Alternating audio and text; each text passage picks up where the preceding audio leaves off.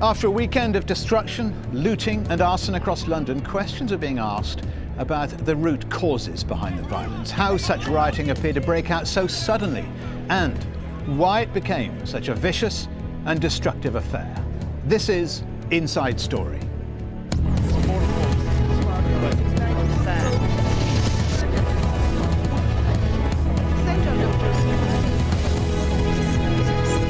Hello and welcome to Inside Story. I'm Stephen Cole. Tensions were running high after police shot and killed a man accused of being a gangster in the London borough of Tottenham on Thursday. At first, there was a small and a reportedly calm protest by members of the man's family, but within hours the protests had escalated into arson, violence and mass looting.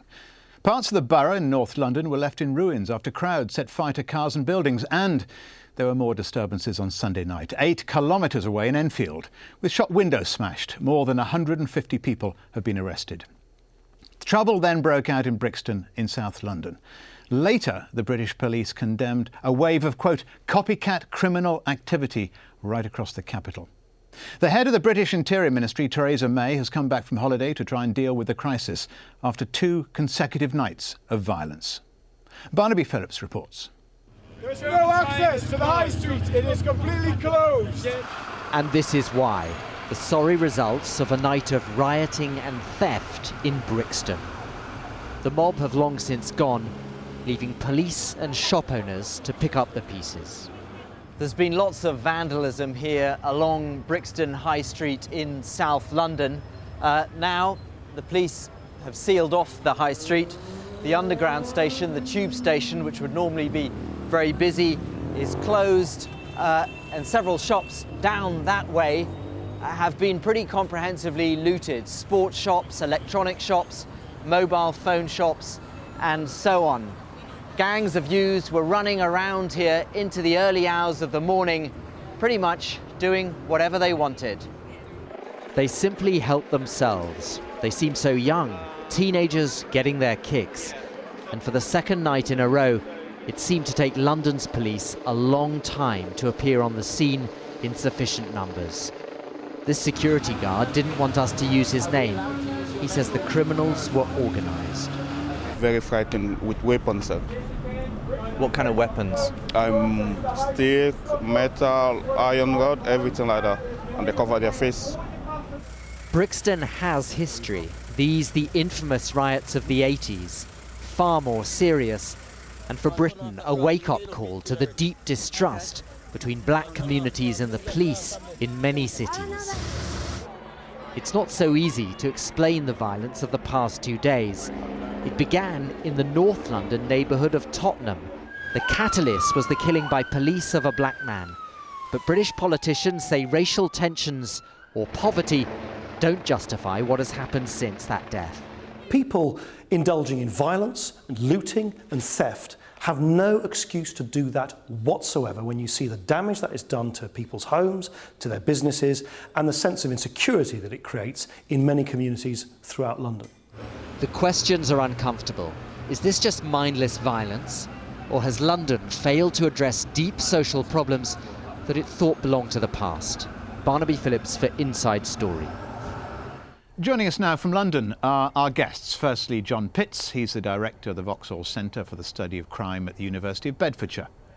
Also joining us, Mehdi Hassan, senior political editor at the New Statesman. And finally, Martin Bentham, Home Affairs editor at the Evening Standard. And start with Martin Bentham. What happened in Tottenham, Martin, and elsewhere in London? Was it a race riot? Was it criminality?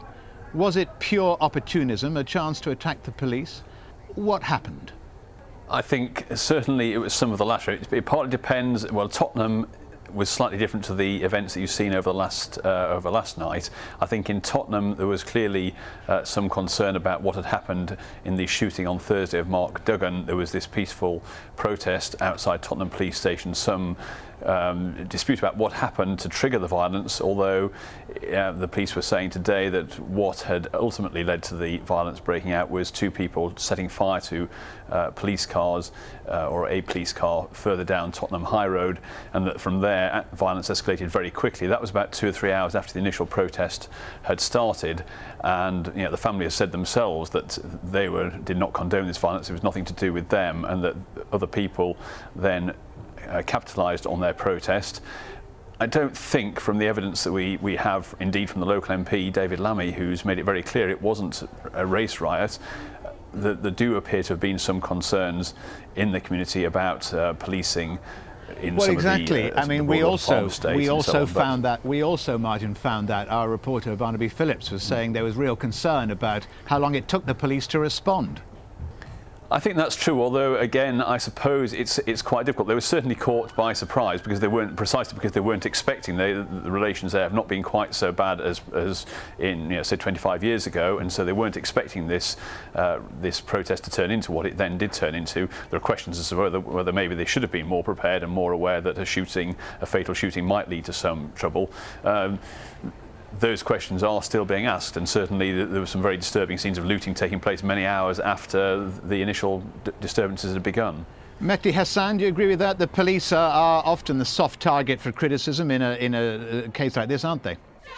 Well, they are a target for criticism. I'm not sure if they're a soft target. They can look after themselves. I think it's only natural that some of the criticisms, if not a lot of the criticisms, is going to look at the police. Well, rather than criticisms, I think questions. I think there are questions to answer definitely for the police. How can there not be when rioters are on the streets of London? When we saw on Saturday night, as the police themselves have admitted, they were simply, they were caught unawares a little bit. There were not enough police officers. There were people destroying property. I think something like 8 police officers are in hospital, 26 were injured, dozens of arrests. How can there not be questions about policing, especially when a man has died? On Thursday, Mark Duggan was killed by police officers. Independent Police Complaints Commission is now looking into that, as they should. The question is, what will they come back with? There's a lot of rumours, there's a lot of talk about, what went down on Thursday in regard to this man being intercepted by police in his minicab.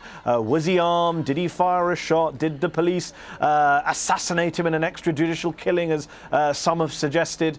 This has to be resolved, because this is ultimately the Deputy Prime Minister. This is at the cause. The Deputy Prime Minister is saying there's absolutely no link with the shooting of John Duggan, but we'll come back to that. I want to just establish some of the reasons for this. Are there social reasons, or was this a chance over the 2 nights for some young people to get themselves a new pair of trainers?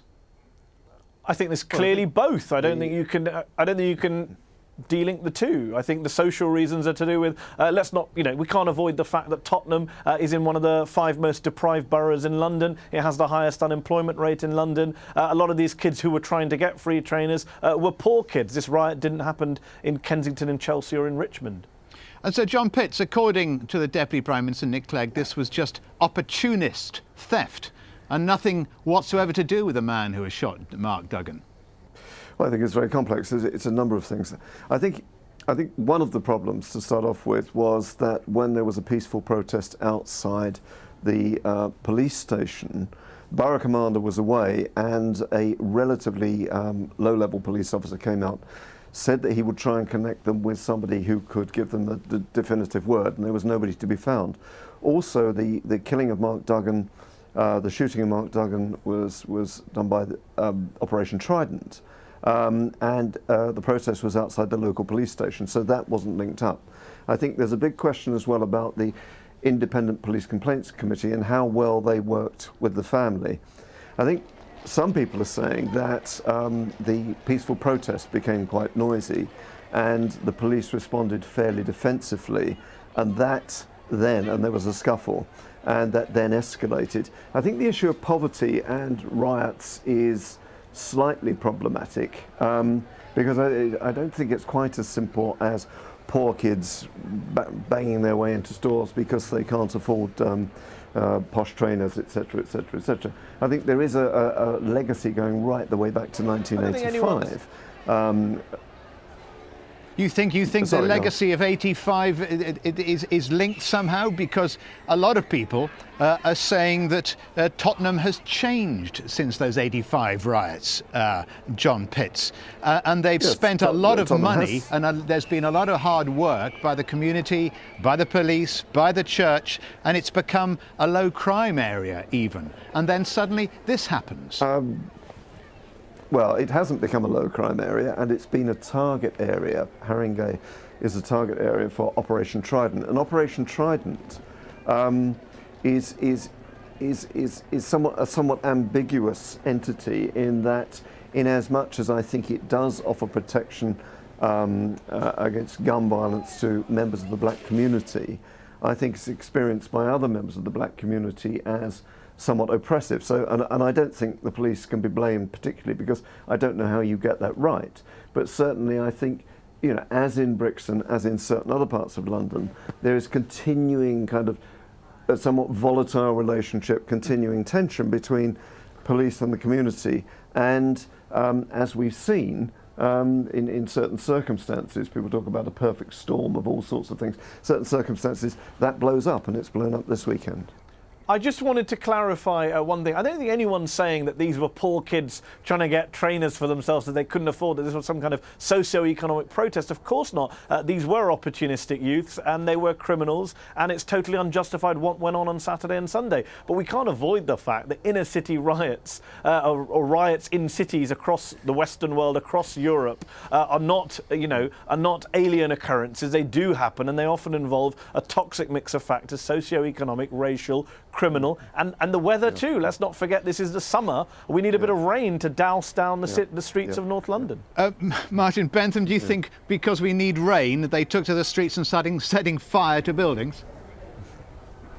No, and I think there's a distinction between the first riots in Tottenham and the ones that happened last night. I think the last night's ones, clearly they're happening in Brixton, Enfield, Waltham Forest and various other places. Clearly much of that was opportunistic and was criminal. It's hard to see that the concerns which were triggering the Saturday violence had anything to do with what was happening elsewhere in the city.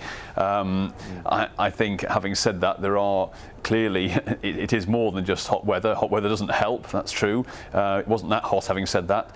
And I think just going back to the Saturday problem as well, one of the problems is actually the IPCC does not respond very quickly, and so the information which the family were understandably seeking was not coming from the IPCC. It wasn't actually the police's fault. They weren't in a position, they're not allowed under our system to give answers when the IPCC investigation is taking place, and I think that's a big area of concern, because that might have helped to diffuse some of the tension and actually provides a few answers at least to douse down some of the wild speculation about assassinations and goodness knows what that was taking place, much of which was complete rubbish, I suspect we'll find in the end. David Lammy, who, as you know, is MP for Tottenham, has written in the Times, the overwhelming feeling in Tottenham is bewilderment. And the people are asking, how did this happen? The heart of our community has turned into a war zone. What's going on? Real confusion, it seems, to Mr. Lammy, the local MP, about what caused all this. Well, I think so, and I think also he's making the... He's making the point, isn't he, quite correctly, that many of the people in his constituency and in Tottenham itself are those very poor people, deprived people with many of the problems that some of the rioters allegedly have too. They do not see the need to resort to lawlessness and wanton violence, and in fact all their efforts are being undermined by the actions of the people who, some of whom appear to be from Tottenham, but others may turn out to be from outside as well, who've just turned up to join in the free-for-all. John Pitts? I think it's also important to note that when we look at the newsreels, many of the people there were white. They weren't all teenagers. Well, that's pretty hard to see, women, isn't it, with the hoods and the masks? To discriminate between white or black? No, I've seen it. I've looked at the newsreels and they are there. And I think that's quite important, because David Lammy is I think is quite clear, and he's saying back in '85 we were talking about race, we were talking about discriminatory policing. What we're looking at now, I think, is a much more complex situation in which you're looking at both predominantly black, I think, but also white young people who are locked into similar cycle of deprivation, poverty, exclusion from opportunity. Mehdi Hassan, 30 years ago there were riots, we know that they were called race riots then, largely young blacks burning and looting property. Were these different, these disturbances over the last 2 nights? I agree with John Pitts. I think you've got to make a distinction in terms of race. They weren't just race riots, and clearly, look, on the one hand, if you are a young black man in London, you are more likely to be stopped and searched than a young white man. Look, some of those issues haven't quite gone away, but we've moved on from the 1980s. It's not the same as it was in the early 80s when racism was much more endemic in the Metropolitan Police and there was much more discrimination against young black people. We've definitely moved on. Tottenham has definitely moved on. And even the scale of the violence, let's not exaggerate it here. I mean, in Toxteth, for example, in Liverpool, thousands of people were being kind of arrested, injured, hundreds of police officers were being injured. On this scale, I think we saw 55 arrests over the weekend and we saw something like 8 police officers in hospital. It's not on the same level as the 80s. I mean, there's some people who want to, score some points, and Ken Livingstone, my very good friend Ken Livingstone, who is standing for mayor next year, look, he put out a statement saying, look, attacking the government over this. I think that might be slightly unfair to blame this government for what went on over the weekend, even though I'm no fan of this government. But, people are going to start saying, wait a minute, we've got another Conservative-led government and we're having riots in London again. Although, as I say, I don't think it's fair to quite compare the two riots. As you say, he's running for mayor next year. I think he's the only politician to have jumped on the bandwagon, which is rare enough anyway. I think there was a Green Party member of the London Assembly who joined him. He says the austerity cuts are responsible. He says this is social dislocation. I don't think the austerity cuts are responsible, but they certainly won't make them. Certainly make it worse. And how do they make it worse? Because the cuts have only come in the last 6 months, a year, really. No, I said they'll make.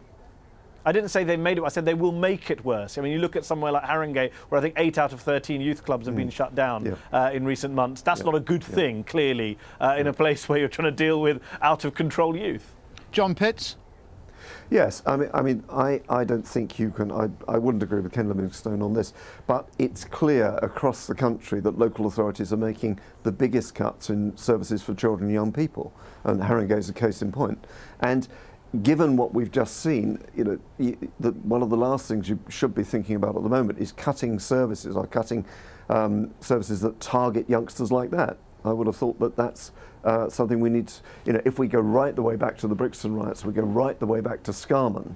Scarman, looking at those riots, said do the opposite, create opportunity, create avenues into the economic and the social mainstream. And we shouldn't therefore, in the levels of education, youth service, be cutting them off. Mehdi Hassan, you agree with that? No, I definitely agree with that. I think it's madness. I mean, my colleague David Blanchflower, the New Statesman, who's our economics editor, who's one of the world's leading labour economists, has written reams of articles about the links between youth unemployment and all sorts of social and economic problems, including, disorder, protest, violence, etc. And I think, we've got 1 million young people unemployed in this country. That number's only going to go up as the cuts bite. And we probably will see more chaos on the streets of London and other cities, not necessarily linked to police shootings. Martin Bentham, there's some theories suggest all of this was sparked by the shooting of Mark Duggan. Is there still evidence of a strong, vibrant gang culture, which includes gun crime on the streets, especially in North London, especially in Tottenham? Well, I think certainly there is. In fact, the point was made earlier today at a briefing at Scotland Yard that 85% of the fatal shootings in London this year have involved young black males. That's partly why they have active operations, Operation Trident, to try to deal with this problem.